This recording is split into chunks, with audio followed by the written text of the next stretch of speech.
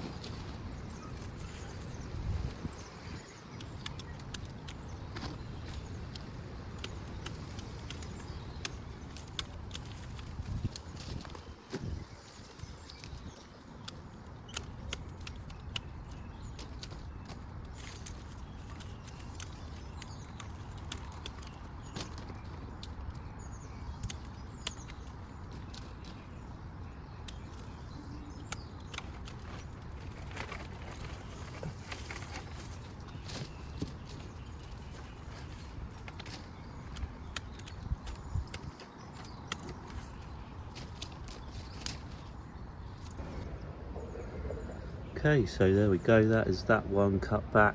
Ignore the ivy and other tidying up that needs doing. That's a job for another day. Just wanted to get these cut back as it's March, middle of March, what is it, 12th of March today, and obviously these are going to start leafing up and they're getting ready to grow, so March is a good time to do them as you've had the best of the stems, the bare stems for the winter, before they get growing again. So probably next year, this one I will take it back harder beyond all this clumpy stuff, which I'm just about to show you with the other one over here. So first of all, with this one, I'm just going to get rid of the top growth so I can get to it a little bit easier and work on it. So just remove all the twiggy stuff first.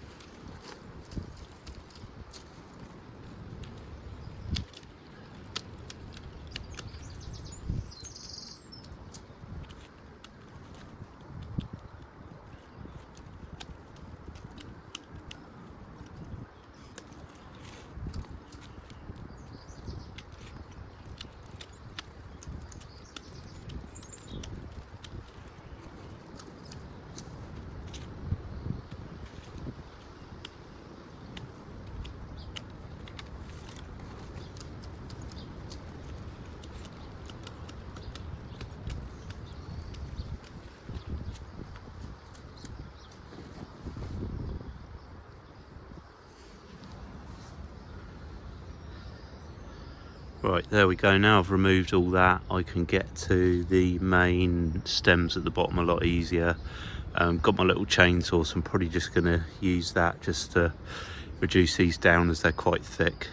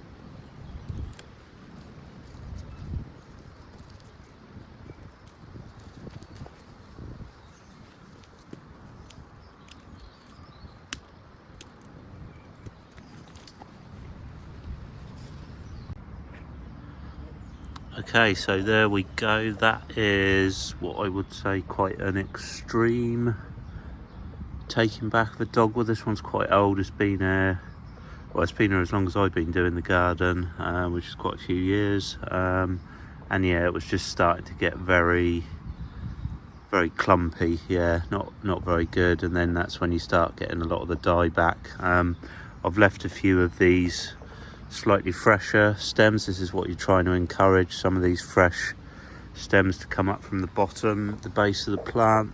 There's a very small one there, don't know if it shows up on camera, very small, put my glove behind it, shoot coming up right from the base there. That's what we want to be encouraging now, some nice fresh stuff to come up, some healthy growth, which hopefully cutting all that back like that should, we've got rid of all the dead and all the horrible stuff, and that should encourage some nice fresh growth to come up. So we'll see how that goes, and I will probably be able to show you a bit later in the year what it's doing. So yeah. Right, so like I say, this was just a quick little video just about the dogwoods, as it's March and now is the time to do them. So if you've got dogwoods that need a bit of a sort out, don't be scared to cut them back. They will come back. They're tough old things. I mean, this one sits down here in flooded ground here most of the winter, which they don't mind, and it will come up. These are tough old things, so I will show you that later in the year when it's rejuvenated. Yeah, so hope you find this useful. Thanks for watching, and I will catch everyone on the next video.